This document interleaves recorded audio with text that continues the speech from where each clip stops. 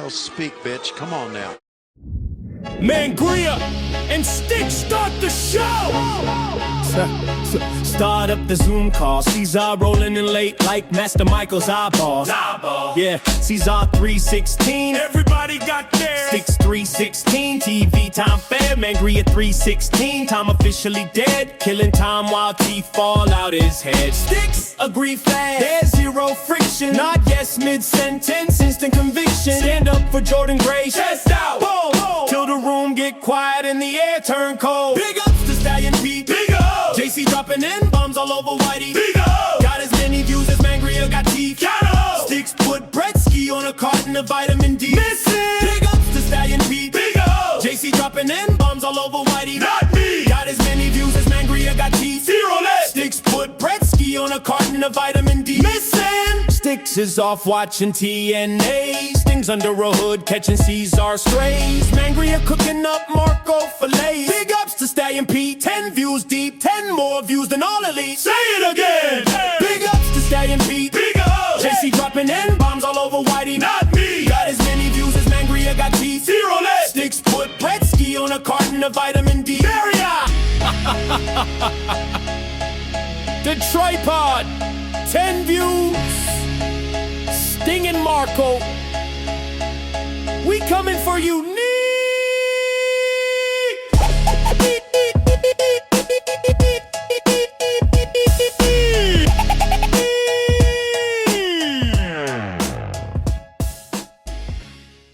Okay, quick prayer before we get on to this nonsense. Father God, please forgive us for all the nonsense we're about to spout, all the curse words.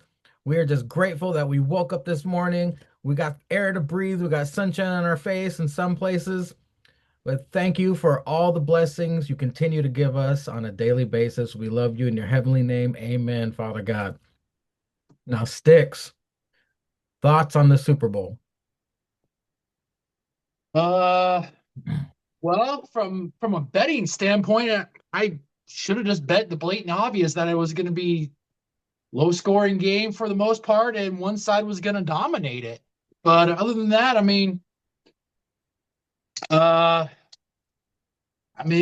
both sides kind of should have been happy with where they were. New England was, I think, pretty ahead of schedule with everything, and Seattle defense showed up and pretty much put the nails in the coffin at halftime. So I'm very ignorant when it comes to the Seattle Seahawks and the New England Patriots. So this was my first time really sitting down and watching a game of either of theirs. And yeah, like you said, it was a defensive game. Very low scoring at the beginning, only field goals. But I was looking at the quarterback of the Patriots. Do you remember when that WrestleMania when Braun Strowman chose a kid out of the crowd to join him and he won the tag titles and this kid had a tag title? This motherfucker on the Patriots look just as young. We got young Nicholas up there as the quarterback for the New England Patriots. It was crazy to see how young this kid was going up against all these gigantic black men who every play when they called hut hut hike, 4 of them charged at him and he was just like, oh shit. Like, and you could tell the pressure was on. Perhaps he wasn't ready for such a massive game. I know this was his first Super Bowl. Very young kid. I was bored. I was bored throughout the morning of yesterday morning when I was at work. I told all of my coworkers, look, I can see it now. Seahawks 30, Patriots 7. That's how it's going to end. And until the final 2 minutes of the game, when it was 29-7, I was like, oh my God, I was right. I was dead on the money. But then, of course, the Patriots had to go and fuck it up and score. But I think the most exciting part of the game were the final 2 minutes when the Patriots actually started getting their shit together, but a little too late, Sticks. Yeah, did you win any money? Yeah, on one I hit. They did like Bet 365 and then DraftKings. They were both doing they dropped Super Boost throughout the whole week, and so I would bet money on them. I think on 365 I ended up winning like $80 off the Super Boost. And DraftKings, I ended up kind of breaking even because I was doing the live betting because they had it so that throughout the Sundays, if you live bet, that you'd get like a uh like a not like this Sunday they did like either a super boost when they would settle it today, or they'd give you like a God, why am I forgetting this? But it's so like they give you like a basically free money back. So I was betting to get that back, and I thought I'd get money like free money back, like a free money bet back, but then they just give me like a super boost back. And so but yeah, I mean, I broke even on that, and I ended up getting like $80 back on 365. So I mean, it was all right. I mean, it was the fun part was trying to figure out um like beforehand who the MVP was, which like I waited till the end of the first quarter to basically put money on. I knew it was going to be the running back for Seattle because yeah, he was the only guy that had any offense. I think they said he had like 94 yards at halftime. Yeah. And he had been the guy that had been the motor for that team throughout the playoffs because their other running back, Charbonnet, got hurt, I think, in the first game of the playoffs. So it's like you knew this guy was going to be the motor. I remember him coming out of Michigan State when they drafted him and knew he was going to be a monster for him because Seattle, even with Pete Carroll and even with the coach here they got now, they were going to run the ball, run, play action. Well, then they started dabbling with getting him passes out of the backfield, which this guy had kind of slimmed down throughout his career up to today to be able to get the balls out of the backfield, and to be able to keep going without much of a breather. But they like with the NFL today, you got to have a two-back system. And once Charbonnet got out, they still kind of did a two-back system, but they leaned heavy on this guy.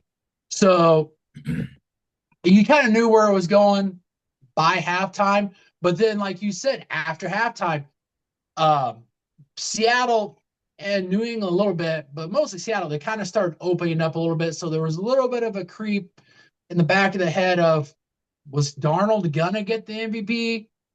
But I mean, especially when they did the trophy presentation where they had the coach and both Darnold and Walker up there, was like, shit, are they going to do co-MVPs? Because like I said, Darnold kind of turned on. I think he got over 200 yards, but it was one of those things. It was like, man, Walker was the motor of this the whole time and stuff. So, and they didn't have any defensive players up there. So it was like, yeah, I think Walker's got this. So, I mean, the future's bright for New England. The quarterback, this is like his second or third year. So, I mean, if they build around him, they'll be great. They got to get I'm like the big name receiver they had was obviously Stephon Diggs, but I mean they got to get somebody young with him. They're tied in with Hunter Henry. He's somebody, but like they didn't really start going to him all that much till the third quarter. They just and by then like Seattle was kind of up enough, and they were in that shell defense where they were just like they kept everybody like the backs like about 10, 15 yards back, so they kept everything in front. I mean, you're happy for Seattle, you're happy for New England because like this is their coach, this is Vrabel's first year. Mm-hmm. So I mean, it's gonna look great. I mean, they went from a 4-13 to a 13-4, 13-5 year. So I mean, everything's bright, but I mean, we said that with like Joe Burrow and Cincinnati when they played Los Angeles, and look how bad it has been for him. Like this guy can't get the ball without a couple defenders in the backfield, and so I worry that we're kind of down that path right now with Drake. But I feel that with not only Vrabel but with the GM, but also with the owner, they're not going to let that happen. So, I mean, all in all, I mean, for fans, it was one-sided, but if you kind of step outside the box and you look at it from like I always try to do, like playing Madden and stuff like that, when you do the franchise and you building like a team, you're kind of happy. Like you see the parts there and all that stuff. So I mean, maybe next year, hopefully next year, our Eagles will be there, and hopefully it'll be a little bit more of an exciting game. But I mean, it was a football game. I think for us, we're looking at the commercials and also just like the entertainment factor of that stuff. And I mean, the commercials weren't. We've had worse years of commercials. So, and the action, I mean, the action was a little bit lacking, but the entertainment, I mean, there was a buzz there. So, Well, at least you didn't take a huge L in the betting department, unlike the Patriots. But steering in a different direction here, Sticks. Does your girl watch reality shows like religiously?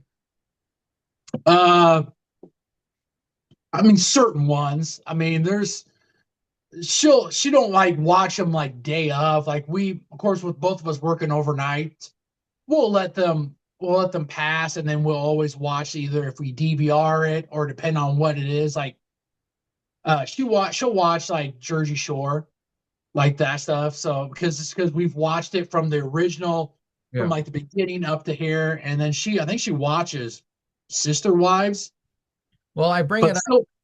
because a coworker of mine and I were searching for things to discuss. Because when you're in a small room with somebody and you run out of things to talk about, it can get awkward. She brought up the show Love is Blind on Netflix. I never watched it. I thought it was blind people dating. I didn't know what the fuck it was, but apparently it's two people. Like it has three stages. Two people sitting in a room with a wall separating them. They fall in love with feelings. Then they propose to each other, marriage without seeing each other.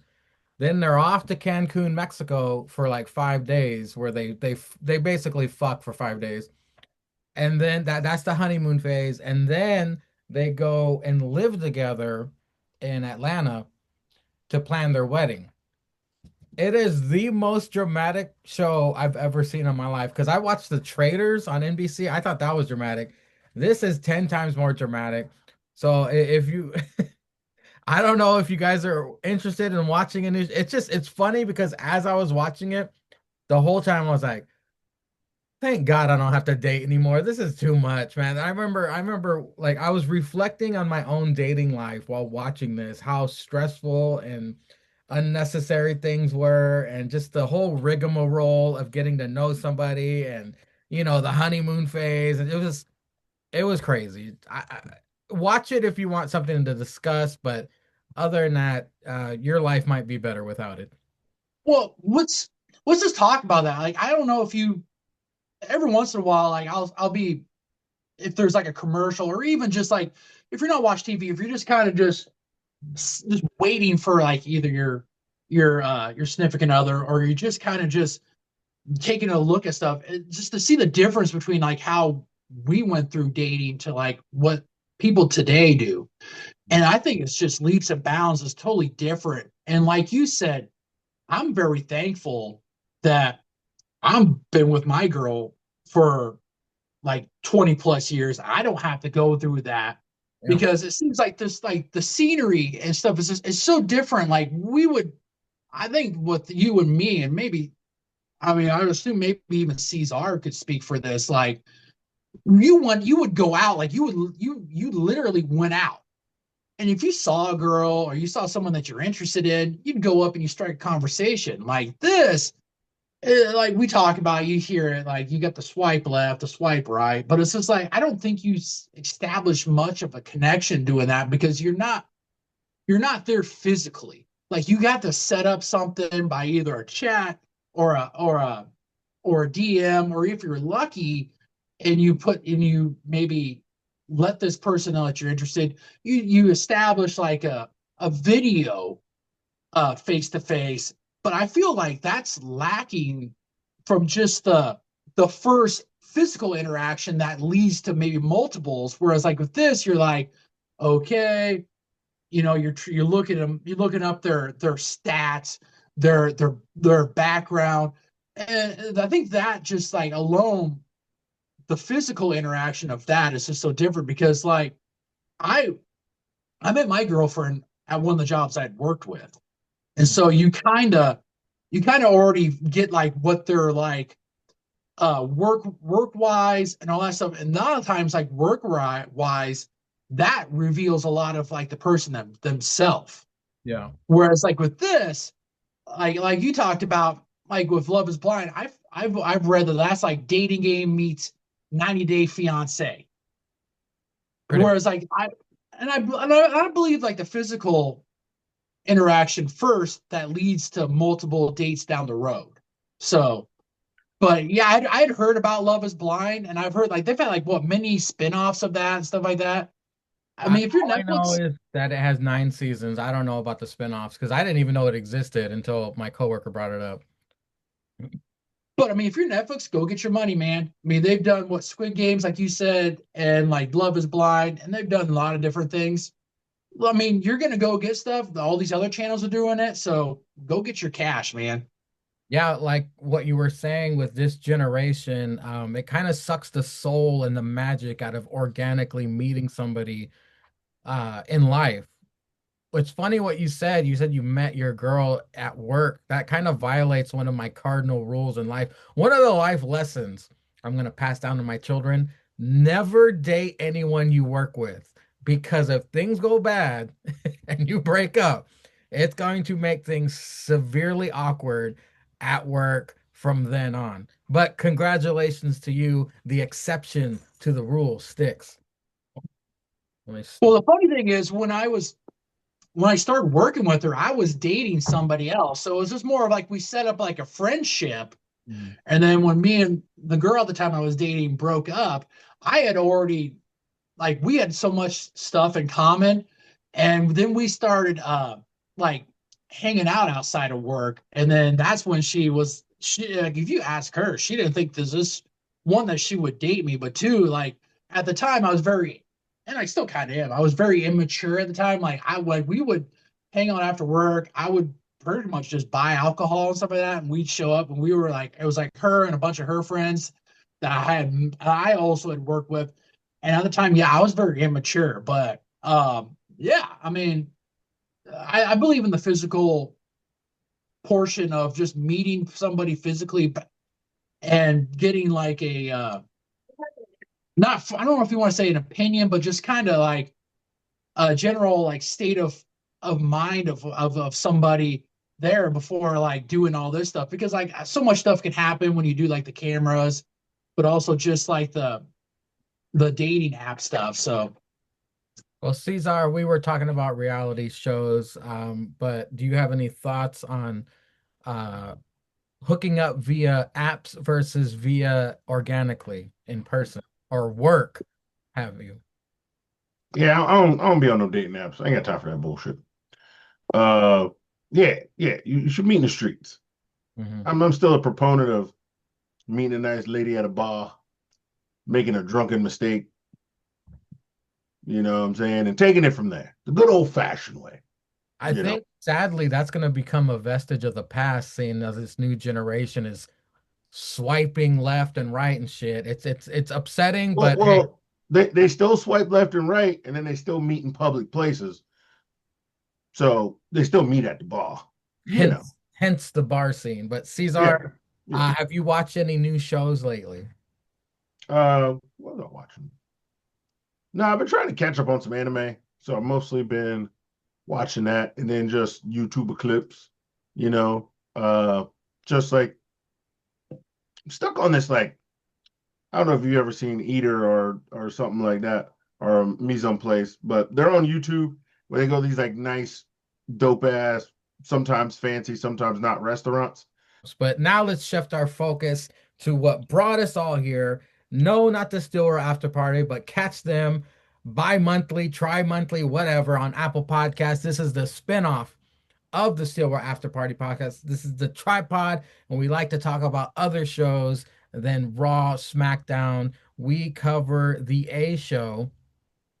Now it's become a show. It's NXT this past Wednesday, Mr. Stone is the new interim GM of NXT because Ava left, I guess for political reasons, like that matters. We kick things off with the Women's North American Championship. Izzy Dame defends against Thea Hale and Lola Vice with that Cholula Green Vic. Great action to kick off tonight's show. Book raccooning like only he can over Lola's cheek smashing of faces. Kalani attacks Lola. Is he able to put Thea away for the retain? But like I said, when it comes to NXT and you start the show with the women, it's going to be a good night, boys. What do you think, Cesar? We kick things off with a title match, triple threat. Yeah, Book always coons. He ain't got no choice. He ain't got no choice. He see a fine woman out there with some cheeks, shaking some butt meat. He got a coon like only Book can. You know what I'm talking about. He was out there being a fool, having a good old time. Izzy Dame, Thea Hale, Lola Vice, all good. You know, Thea's coming along. She getting a little better. She had some extra moves in the chamber tonight. We all know Izzy is a pro. She good too. She coming along. She got the boots and ass, and Lola Green. She good to go. That's a little GTG right there. She good to go. Okay. She been in mad title matches, right? Ain't getting no wins, but she got them intercontinental, no, the intergender janks, because Or Chelsea. bless up Chelsea Green. She a little injured right now. Bless up. Hope she get back soon. But she got them now with that fuckboy iguana nigga taking Finn Balor's spot and Rumble. We ain't gonna talk about that. We ain't gonna talk about that. But yeah, this was hot, man. This was a good match. The ladies showed up and showed out. You know, you got Sean Spears and that Mohawk cracker. They was outside. I don't know his name. He ain't important. He'll be doing that. He was outside. They was outside, watching the match. Everybody got their shit in, man. Everybody got their shit in. They was cooking. Lola had some extra submissions. She was breaking out. No, the match was real good. A good way to kick it off. Is retained. Yeah, she retained like she should. Good old matchup. I was sports entertained. I thought it was real good. Not a bad start to NXT. Sticks. What did you think? The triple threat for the Women's North American Championship. Yeah, we've always talked about WWE in general, but NXT they get the women, they get the girls, they get the NIL girls, and it's up to Sean, the crooked eye kid, and them to start harvesting them, start getting them ready. And these are three women that we talked about. They are brought these women along great. We've talked about Izzy. We saw the potential, the athletic ability. She's grown into this really great. Lola has taken her opportunities between main roster, AAA, NXT, and we're seeing her start to flourish more. The submission-based game, along with Thea. Thea has taken the submission abilities that they have given her, and she has thrived in that. Izzy, we saw the future with her. We've seen the glimmers and that with her, and she has flourished. Like we saw, like when we saw Sean Spears come back, we were like, oh, he's leading this. He's leading like whatever he's got with the Coley. Actually, now we're seeing it. Izzy is the leader of the Coley. Like we've seen that with her with Tatum, and with just the three of them. Like she is the focal point of that, which I think we've seen even kind of Sean Spears. He's spoken with that in the little bit of interviews that he's talked about. He's just there in the background. Like when we saw him come back, we were happy to see the chairman back. Like we talked about how he could help elevate both Izzy and then like Cesar said that Mohawk cracker. Like the Mohawk cracker isn't even we're not even focusing on him anymore. It's Izzy. Izzy is the motor that is driving that vehicle, and this match showed you that. Great banger to have open up. You had the stuff with Kalani showing up, and messing up Lola's hand. Thea out there throwing the submissions, all that stuff. But Izzy found a way to win. She retains. It'll be very interesting to see because I think it was like a couple, like we've seen back and forth of, I think Izzy, I think it was like a couple weeks ago, or she was on commentary. Her and Tatum, I think they're not done with that yet. So that's great to see, because Tatum has been a staple down there in NXT who hasn't been called up yet. So you like to see them still dabble with her in this. The women's division, uber deep, regardless if it's North American or the NXT Women's Championship. So this was a great match to have start the show. The Izzy Dame as North American champion. I'm here for it. She's taken the title. She hasn't bobbled with it. So let's keep going with it. And Triple H, if you don't have any plans for any of the NXT talent, leave them in NXT. Stop with the fucking call-ups and then the releases and fumbling the talent, for the love of Christ. Anyway, up next, Tony D to the ring with a badass new theme to Zero Pop. He's coming for a dark state. All right. Newcomer Elio LaFleur versus Wonka Dempsey. Cool quick matchup here ends with Elio dropping Wonka with a modified head scissors drop for the win. I believe it was a speed tournament match or something. The winner got to fight the thick neck nigga with the chains. Yeah, Sticks, what did you think? What do you think of Tony D's new gimmick and Elio LaFleur? I like it. We've talked about how at what point are they going to call up Tony D, and they haven't. We thought with the whole losing the family and everybody, like the Stacks turn on him. Rizzo, I think she tore ACL, so she's on the rehab trail. Kind of wondering what Tony D was going to do. I like this. He talks about how he sat at home and he had to go back to look at who he was. I mean, this guy's a decorated collegiate athlete. So let's have him tap into this. If you're gonna have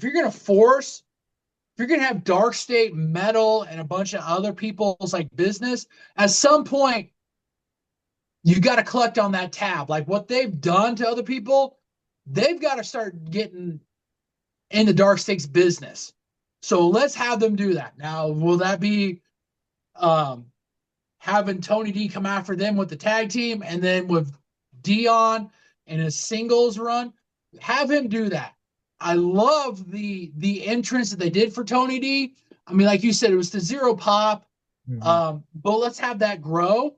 I mean, Tony D hasn't, outside of like interfering here and there, he hasn't really had like matches match-wise. So let's have him start doing that. Let's have the fans pick that up.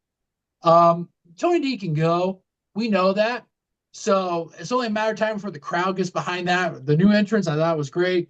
The speed tournament, the speed match they had, I'm glad that they haven't just like completely dropped that, because we do have men and women that have had that. Let's have them use that championship like what they're doing with the men and women from the North American. Let's have that be a springboard to see with, regardless if it's you want to bring talent from Evolve up and have them have a championship on NXT TV, do that. I'm all for it. It's a different kind of match wise. Let's have them do that. Like, I'm not mad at it. I thought it was kind of great when they did it on X. It's just that it was on a platform with, I mean, a lot of people, I mean, I know people get on X for stuff, but have a lot of those matches either on Evolve or on NXT TV is a different kind of rule wise, and just even like a speed, just match, like the way that they do the match. Let's just have them do that. I'm here for it. I thought it was great. Plus, it gives you talent that you're not using, and even new and up-and-coming talent. It gives them something to do. Let's do that. Like, we've always talked about Wonka, Dempsey in his matches. He's talented. I mean, his lineage with who his dad is, I mean, it's there. We've seen it. Is this matter giving the guy TV? It gives him something different to do match wise. I'm here for it. It breaks out a new talent. I wasn't mad at it. So let's keep going. Like you said, uh it gives not used talent an opportunity to get on TV, and it's a different kind of speed wise for match wise. I do like the unique match type of the speed time limit, as well as the Heritage Cup. I wish they wouldn't have changed the rules and just completely forgot about it. But I digress. Cesar, what is your thoughts on Tony D's new gimmick and the speed match between Elio and Wonka? Yeah, he knew he had to get rid of that family gimmick in order to get called up. But if he's gonna start shitting on Dark State, I'm with it. I'm more power to you. Cause fuck him. Uh, then the white Mexican versus the white man who drinks tea in the speed title. Yeah, that shit was cooking. Uh, that one cracker was looking like pure cocaine and fentanyl. I mean, who as a white man, why are you wearing white mask? You gotta put some color somewhere. I mean, why is he wearing a white mask? You know, white. Because he's French, Cesar. He's French people are gay like that. He still look like cocaine. Tell the nigga to wear some blue and red. He French. If he's already white, wear blue and red. The nigga could look like the flag. Goddamn frog ass cracker. Didn't this guy when he came out, didn't he have like an eagle on his Tron? And this guy's from Paris. It's like what like Mhm. Tell the nigga to, I don't know, eat some frog legs and French kiss an electrical socket for all I give a shit. This cracker was out here. Yeah, Charlie Dempsey, we know what Charlie Dempsey can do. So he back, Charlie Dempsey back, so we're gonna get some good matches out of him. We all know that. And then yeah, French nigga was out here doing what he had to do. Get dope. Up next for the TNA Knockout Tag Team Championships, it was Zaruka versus Mhm. the Elegances. Cesar's gone. Big ups to Ash. I guess she's cleared for in-ring competition again. She has returned to her career so she can pick up where she left off. Tension remains with Zaruka as they tag together here. The Elegance Concierge, or Timu Peewee, ringside acting a fool. Sonya Deville also in crowd overseeing this match. Zarya tries to control the whole match, but Soul tagging herself in. They get into it over that. Soul accidentally snatches Zarya's soul. Elegance is retained with a cool double team finisher. Of course, there are Ash shenanigans. But again, whether it's TNA women, whether it's NXT women, you're gonna get a good match. And really quick, Chase U versus Stacks and King. Kind of done with Chase U, and so is Finley's kid. Uriah Connors ditches Kel Dixon after they lose this match. Stacks and Lexus King welcome him with open arms. Cesar, we had two tag matches, men and women. What did you think? Mhm. Oh, what's her face was gonna be out there. It was five women at the ring, and she smelled all the pussy, so she got excited and had to be out in the crowd. That what I mean. I was looking, she was looking. Just because she married don't mean she can't look. She's just looking. She's not dead. Yeah, she ain't dead. That thing still got a heartbeat, so she was looking. I think Book was cooning too. So uh, happy hell yeah, happy Black History Month for half of Soul Ruka. Yeah, get that over with. Respect, respect. The Elegances are a phenomenal team. They've been together. They know how to. Good thing. What's her name? That had to drop her title is back. At least at ringside and shit. Do we ever find out what was wrong with this bitch? Was she just injured or something? She was blonde. Yeah, okay. That sounds about right. Her dumbass. Um, and then yeah, shenanigans and shit. Per the brand. Per the brand. But yeah, I was like, all right, bitches out here doing work, doing whatever. Not mad at this match either. Good old match. The Elegance brand won how they win. And I ain't mad at that. And Yep. then yeah, you got Chase U versus the Rockstar. Lexus Keys. So My he's man. the king of all television. King of all wait, hold on. JC Look, is the rock star. Oh, JC is a rock star. I'm sorry. Yeah. Lexus Keys is the king of all television on NXT. And Frank Kazarian is the king of all television and TNA. That's right. I was getting them all mixed up. My bad. My bad, Lexus. Where the chair at, though? I don't know if I saw the chair. I might have been fast forwarded. If I ain't see the chair. Was they already in the ring? Did we get any chair? Yeah, I think the chair was there because he talked shit to somebody before he slid out.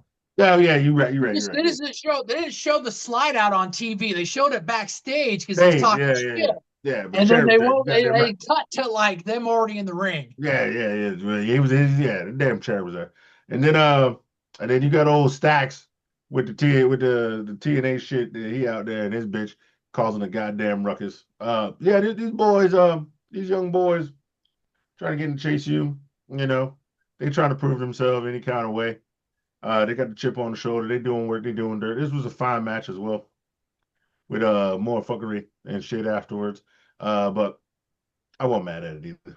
I could care less about this match. I'm just happy that Lexus King is on his way to start a new legacy. Hmm. Randy Orton. And so anyway, Yeah, Sticks, yeah. what do you think of the men and women's tag team matches we just talked about? Yeah. So and then like you talked about with the men's with Chase, stuff. I mean, were we gonna get a finality here of Chase U? Because it seems like maybe Connors is gonna go with Stacks and the king of all television. So then that leaves Professor Chase and the other guy. Like maybe is this the final nail in the coffin, Chase U? I don't know. I mean, I would really hate to see uh, Andre Chase basically be just that guy that collects L's. Like the backstage stuff is good.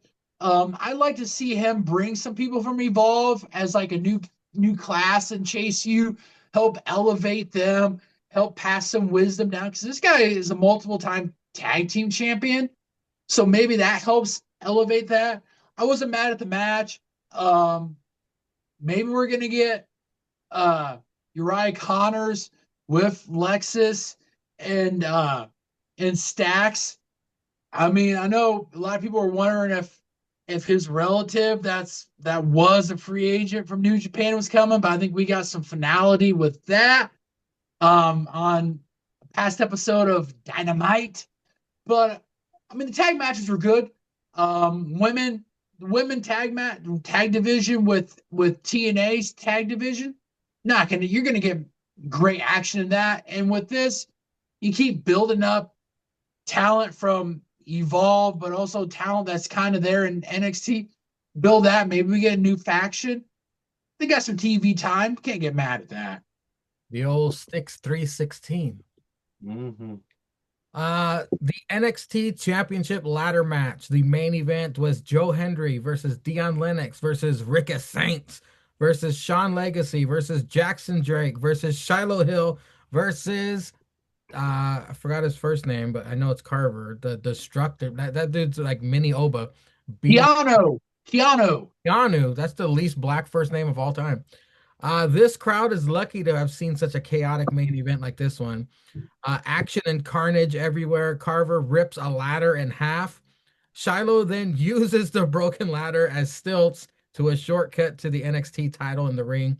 A couple of these guys would do amazing moves on the outside of the ring and then just stare at the title hanging like an idiot. Then they go to commercial.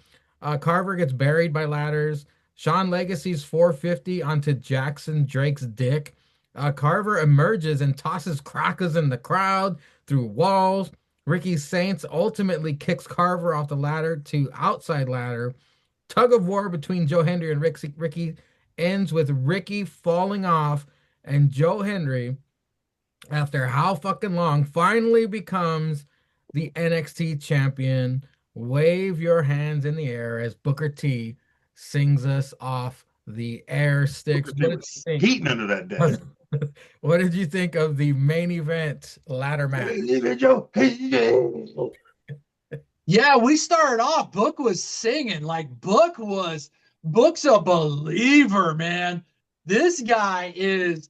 I'm surprised this guy didn't have Joe Hendry blue suit on with the t-shirt. I mean, he was. We had full like 12 inches hard on underneath that desk. This guy, I mean, he wasn't cooning. He was believing. You get ladder match, you get a lot of action. And then you have the picture in picture. I mean, we see this with a lot of like even the PLEs. There's a lot of action to try to keep up with. Just watching this, I watching ladder match in a PLE. You got the picture in picture. I mean, me and Cesar, we ain't watching this shit. I mean, if we DVR this, we ain't watching picture in picture while this is going on for the DVR. We're gonna fast forward that action. So I mean, we get a lot of stuff. Man, Grill, big ups to you watching this stuff live, keeping this stuff while you're trying to watch that picture by Binox. You know, you're watching that stuff while Flow and Progressive is doing their commercials for the stand-up comedy while they're trying to get their stuff. I mean, that stuff. I thought it was great. You had the two guys that had the most experience in this ladder match at the just in wrestling in general at the end. Joe Hendry does become NXT champion. So, I mean, we'll see how this goes. I mean, I'm kind of out on Joe because, I mean, I've watched this. You guys have seen this from TNA to now it's in NXT. So, maybe we'll see how this goes. I'm kind of, it's wearing thin with me. I would have liked to see Ricky win it because I like to see him have that 2-time NXT championship shine before possibly getting called up. I mean, but we'll see where this goes. I mean, they've got to find some people. So maybe Joe allows some of these new guys, gets a little bit of shine on them before he possibly gets called up. Or maybe allow Joe to spread the word of believing in NXT before getting called up. Or maybe he becomes a staple. Or maybe Joe becomes a multiple-time NXT champion. I don't know. But let's see where this goes because now we're in the process with all the call-ups from the men and the women. It's time to start building people up, folks. It's time to start making some of these people, these guys and gals, either in Evolve or who have been in NXT for a while, we'll start building them up before you call and possibly release them like 3 or 4 months down the line. But let's start building the talent up because we've had the massive call-ups happen, the releases happen. Now, Crooked Eye Kid, you got to start building some of these people up. You got to start having the talent flourish. You got to see what you got. Do you got some diamonds? Or you just got stinky coal down there? Let's start building this up. You got to start putting these people in spotlights and situations where you can see what you got. So let's see what we got, guys. Yeah, Cesar, the momentum of Joe Hendry fascinates me because he came in red hot. Of course, his song, he went viral for all that stuff. They brought him in from TNA. His popularity exploded. And then he came to NXT and everything cooled way down to the point where this cracker was popping out of refrigerators when you say his name. And now he's just now rebuilding his momentum as champion. I just want to see more videos of him making fun of people because that's the most entertaining part of Joe Hendry to me. But Cesar, what did you think of this main event ladder match? 7 guys, 7. Well, he did that in TNA as well, except they were much more cheaper. So he was always popping up behind chairs and ballrooms and just opening doors. You know, the Fed got some money, so he can pop out of refrigerators and shit. I think the nigga went back in the refrigerator one time. On somebody because he just didn't want to be there. But I digress. Because I think he came in after his title reign.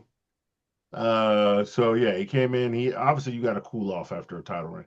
It'd have been too crazy for him to win that NXT title, lose it to Trick. No, not NXT, a TNA title, lose it to Trick, and then just come into NXT and start getting mad dubs. So I think they had to use him that way for background at first. Just so, he's not in the ring too often, but he still got some good moments. Fucking Hank and Tank just yelling that nigga's name when he came out there. He wasn't even in the match. He just the music came out there and distracted him enough to get the win.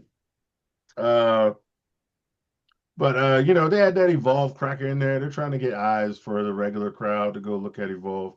Um, yeah, that mini Oba nigga who thinks he's Marshall Falk, that he's there just not to get fined or some bullshit.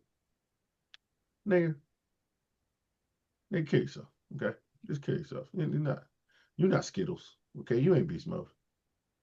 Okay, shut your bitch ass up. Get a new gimmick.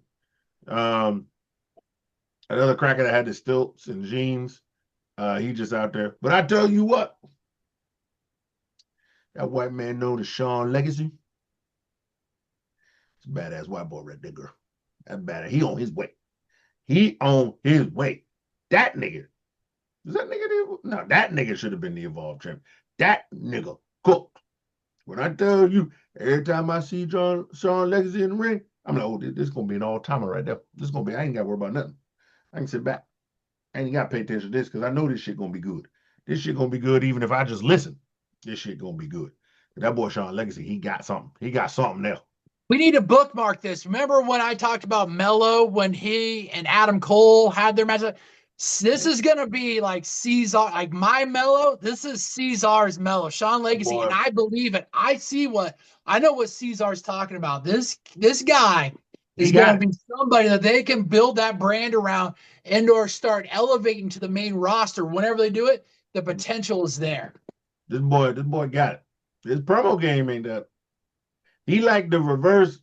What's that bitch name we like in AEW, Mangria? The bitch with the puppets, with the mini Sasha Banks. Oh, Harley Cameron. Yeah. He like reverse Harley Quinn. He got it in the ring. He got it in the ring. In fold, he got it in the ring. He just need a little promo work. That boy good. That boy good. It's kind of like Javon. Javon still need a little bit of promo work. Javon been funnier. He been getting entertaining. But when Javon talk fast, it's real hood. So if you don't speak that future mumble shit, you don't know what the fuck he's saying. Look, you know if they let him talk, they do all this shit during commercials, man. Yeah. White people don't know what he's saying.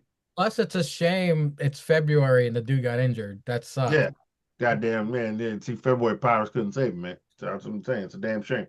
But see, the problem with this match overall was they wanted to make Oba look like such a beast going to the main roster that it was pointless that Ricky beat him just to lose to him the next match. Like, to me, that seems pointless. Like, it would have been fine if Ricky would have beat him again. Ricky already beat him.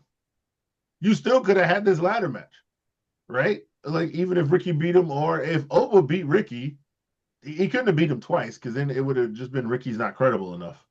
You know what I'm saying? I think it's worse when, like, Ricky beat him at the pay-per-view, then Oba just comes back, beats Ricky, and then he's like, no, I don't want the title anymore. Yeah, I didn't like that. You basically gave Ricky like a little bit of momentum, and then he gets beat, and then Oba like just like, well, I'm done. I've done everything. He drops the title and he takes off. It's like you should have had Ricky beat him again, and then you could have had Ricky being all cocky and stuff, and then you could have had Ava be like, okay, we're gonna see how good you are. You're gonna take on 5-6 other guys from NXT. Right, and Ricky still could have turned heel either way. Like, if Oba would have beat him first, Oba could have just been like on some fuck shit. Like, you know what? I'm leaving. You know what I'm saying? Blah blah. This is gonna be my last match in NXT, right? And I think you could have had it where Ricky looked strong, but he just couldn't get it done. And Ricky's like, man, these motherfuckers don't believe me. Like, give me a match. Give me a match. I'm gonna do anything, get a match.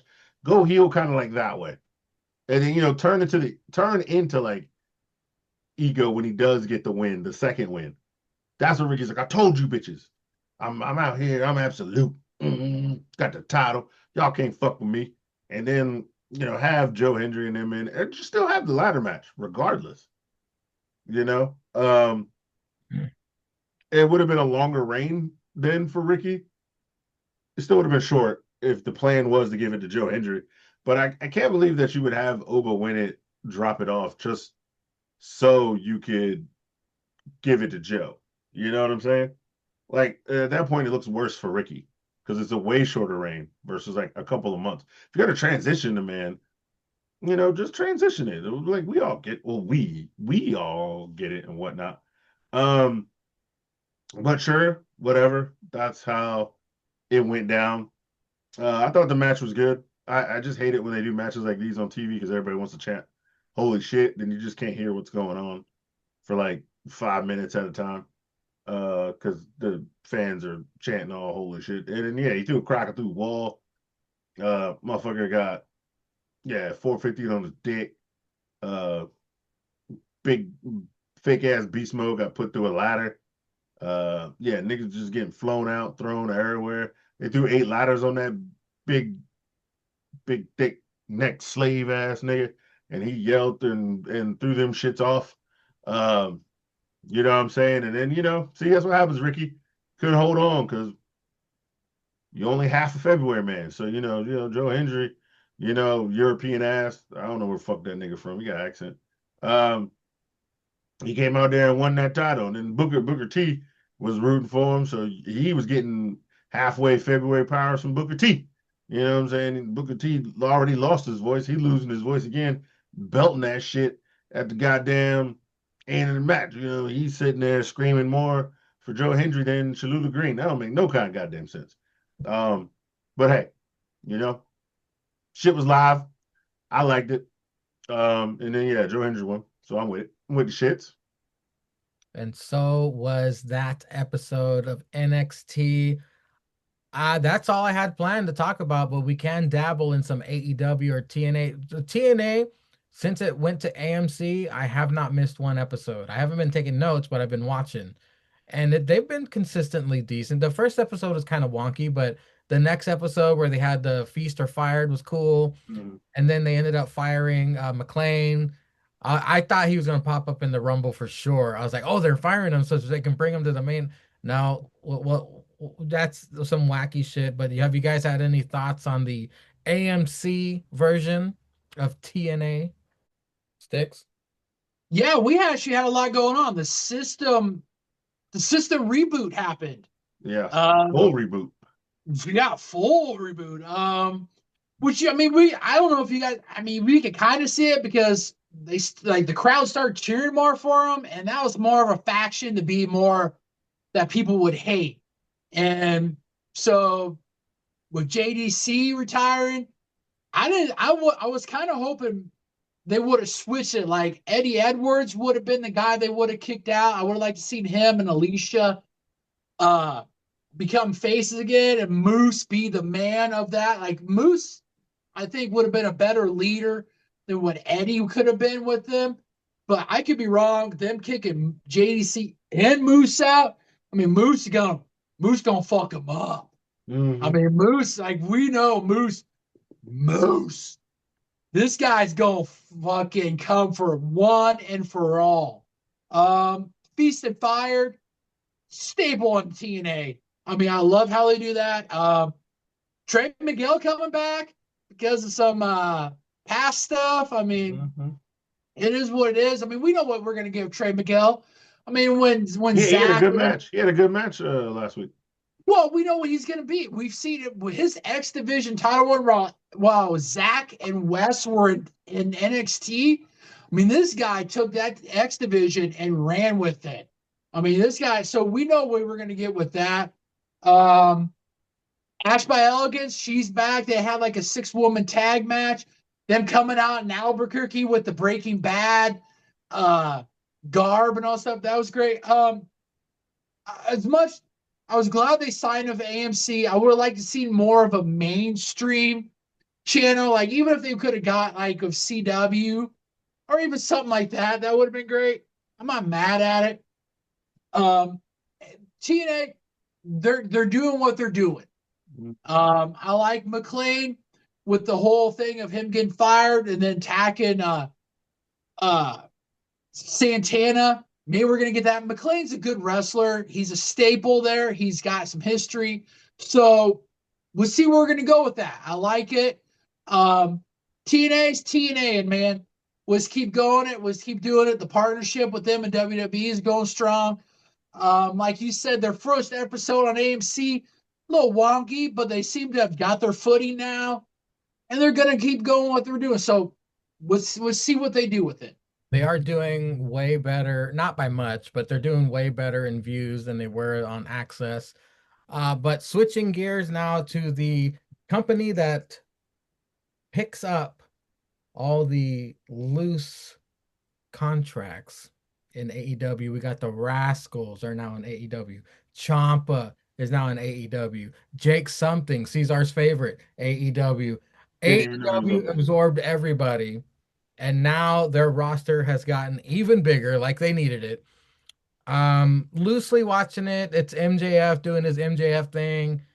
Champa, yeah, he's got a gold already out. Whoop-de-doo. There's 47 titles.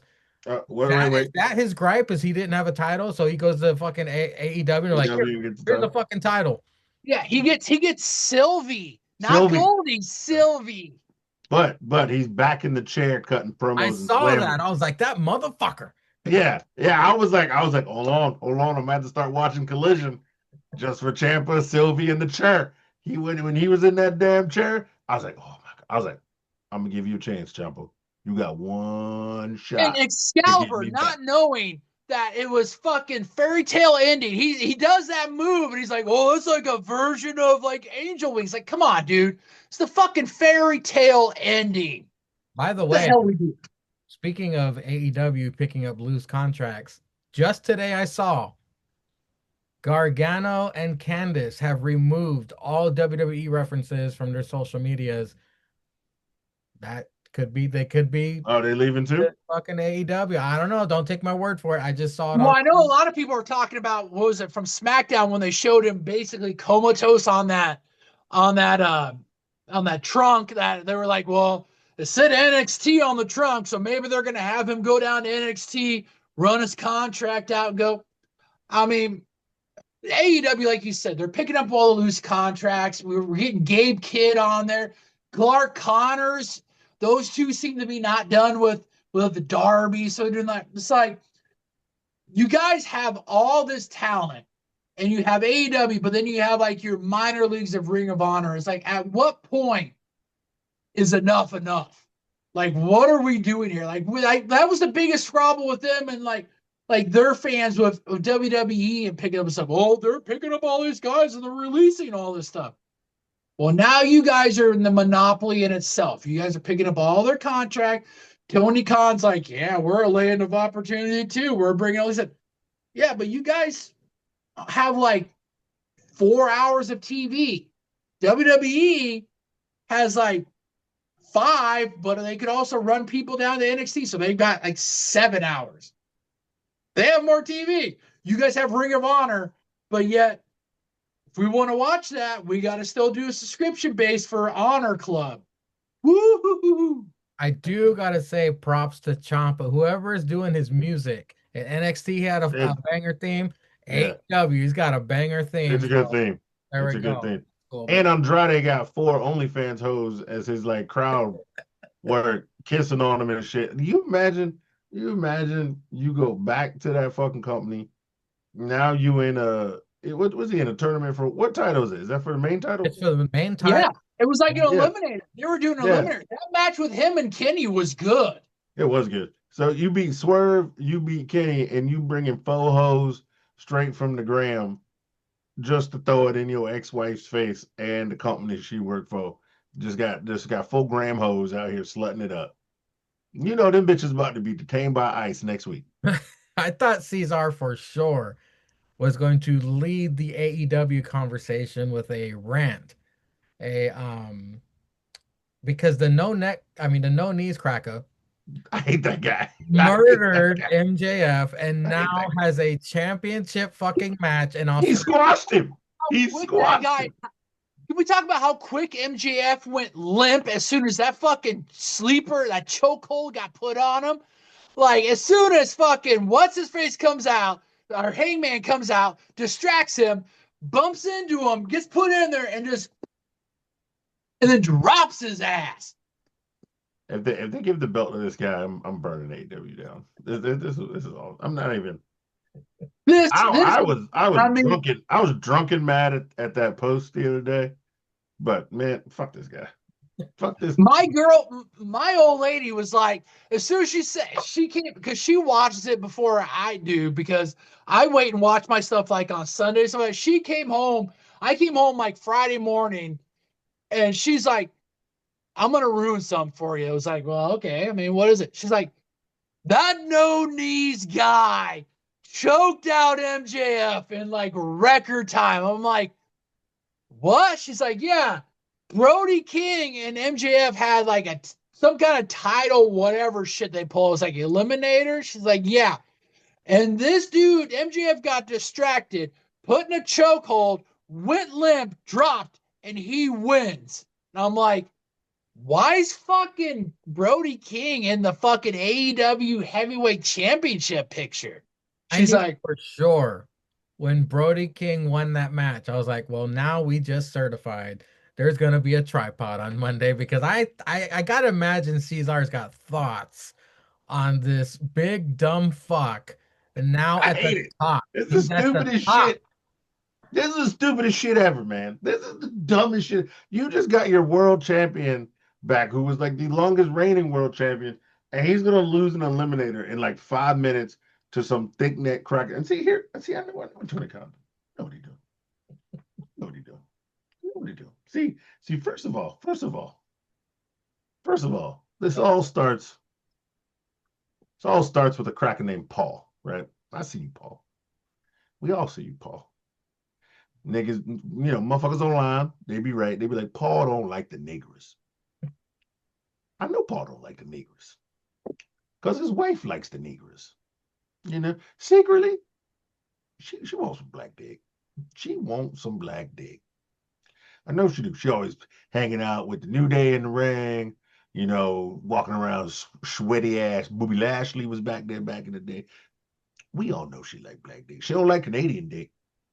She was probably looking at the most electrifying man in sports entertainment, when she was in her early 20s and 30s. She was in there like, that's a tall glass of chocolate milk right there. Because we know Lillian Garcia was looking. He's a big fella. He's a big. We saw a promo. We saw a promo, Lillian, you dirty girl. And see, Paul was on heater, right? Paul was on hot seat. He was like, damn, they know I don't like these niggers.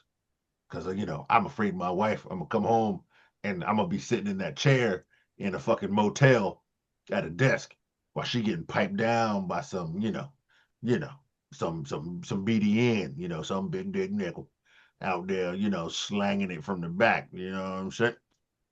Y'all know what I'm talking about. You know what I'm talking about, especially them Samoans.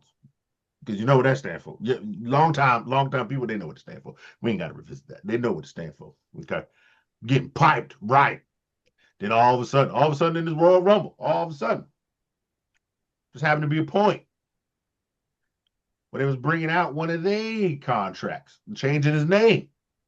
And who was in the ring? When what's his name? London Keys, Royce Keys, Royce D's nuts, Royce the 5'9", whatever the fuck his name was. When that nigga Powerhouse Hobbs, when that nigga brought his ass to the ring, what happened? What happened? You know what happened, Miss Angria?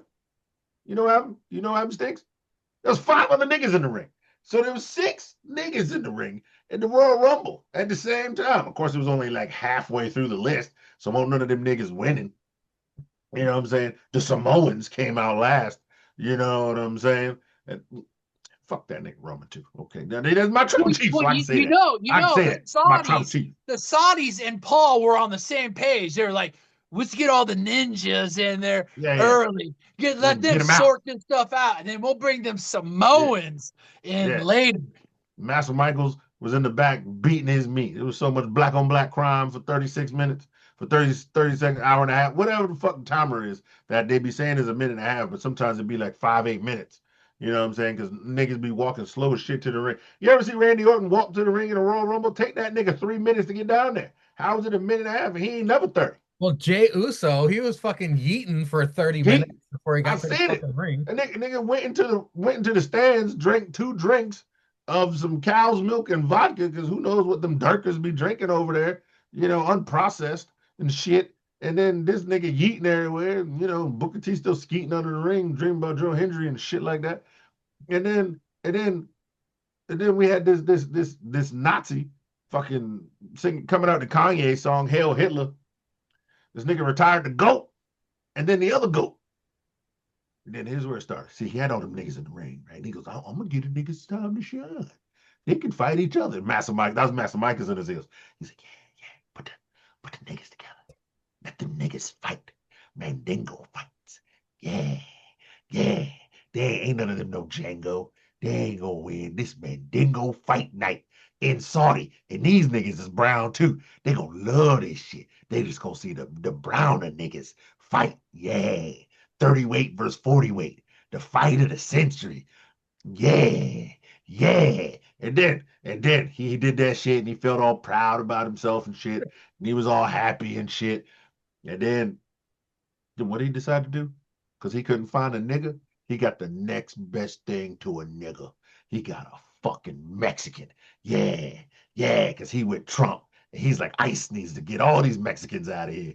I don't know what they're doing in Minnesota with all the white people where it's cold, because we all know Mexicans and niggas don't like cold, but they up there. He goes, but we gonna hang a Mexican. Y'all want to yell, fuck ICE? Nah, fuck you, Mexican. The only thing missing was a Somalian. That's the only thing that was missing. Then he lynched him. He got a white man lynching on Monday Night Raw, the first Monday Night Raw of Black History Month.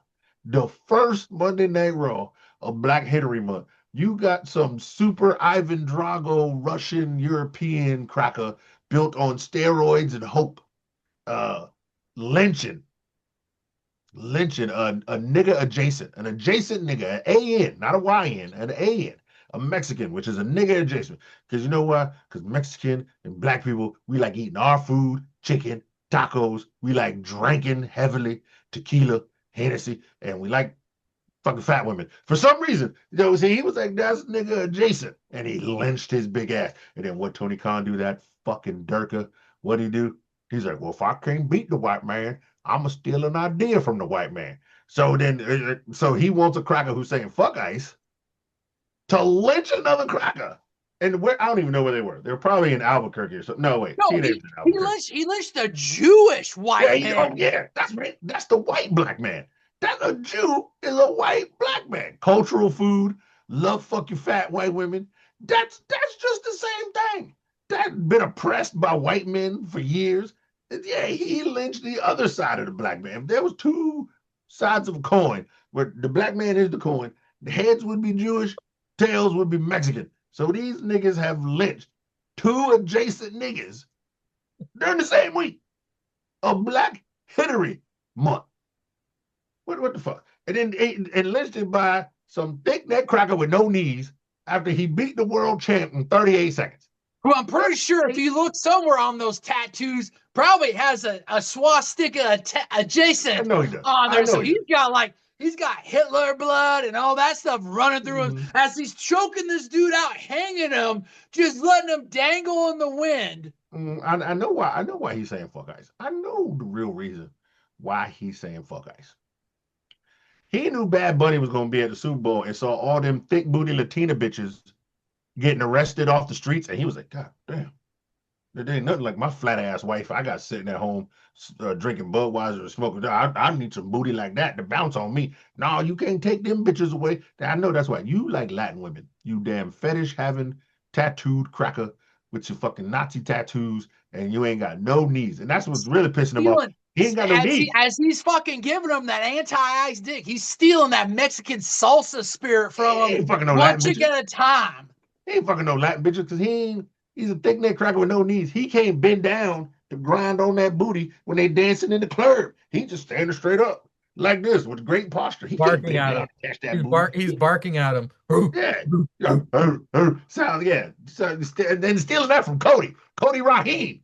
Cody Raheem stealing the barks. He's sitting there all standing up like, oh, I can't catch the beat. I don't know how to dance, right? Because I ain't got no knees. Meanwhile, that bitch is throwing ass to save her life. And this nigga trying to bark like Raheem out here with that other nigga getting drunk at probably 9 a.m. like he did with Cena, talking about being on the bus. Oh, that nigga was barking 12 seconds into that interview. Goddamn Raheem. But anyway, I digress. I hate that thick neck cracker with no knees. I hope NJF just shoots his ass with a taser, Goldberg style. That's the only great match Goldberg ever had, when that nigga got tased. I laughed for 4 days straight when I saw that shit. I was like, damn, Eric Bischoff is the GOAT. This Whenever is great. Cesar's having a bad day, he replays that clip. He's like, I got that fuck saved. that fucker. I got that bitch saved on my YouTube clips. That shit is #1 with a bullet. I wish they tased that nigga more. They should have tased that nigga big 3 ups more. to Scott Hall for doing that. Big ups to the bad guy. The only white man I never forget this meme. Scott Hall is the only white man who wore a pink shirt and walked into the hood and got all the respect. Oh, that nigga had a pink shirt with some gold chains on. Check my ride, man. Out here throwing toothpicks at bitches and tipping. God damn, Scott Hall, you were one of a kind. Genius. Cesar's pickup line that gets all the Latin booty. He just looks at him and says, hey, yo. And the fucking panties drop. You just need a toothpick, the swagger, and be like, hey, yo. Yeah, hit that shit. Hit that shit like Penta when you walking out. Damn right, man. Fuck that thick neck. I hate that thick neck cracker with no knees. Other than that, Star has no thoughts on the subject. Fuck that shit. Well, this was for you, Sheriff, the tripod special for you. We will return. Who knows when? There's got to be a pay-per-view coming up pretty soon that we can talk about. But again, the thought I had before I forget, I would call Gunther the Ozempic Nazi.